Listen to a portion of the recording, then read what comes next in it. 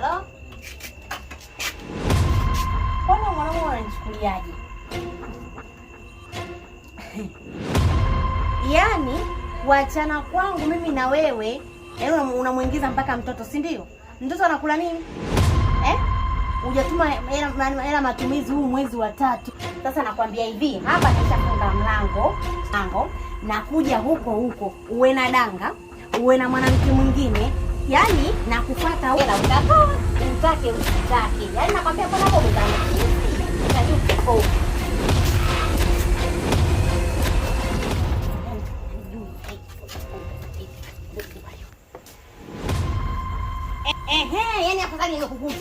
Yaani afadhali nimekukuta. Yaani ila matumizi utoi. Yaani mwezi wa 3 utumi ila matumizi unategemea nini? Yaani leo usiniambie kijana afikipa fedeki. Baba leo umeatimba. Naomba hela ya matumizi ya mtoto. Utaelewa hata kidogo. Sio nielewa? Lishi yake imeisha. Sio unanipata eh?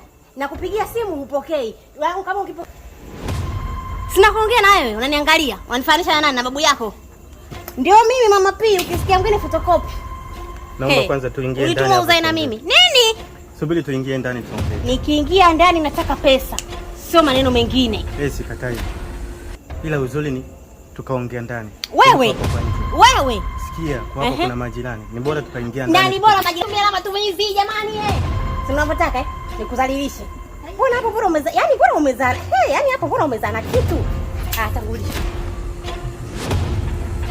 Na ninakuja ndani Baba P, unipe hela.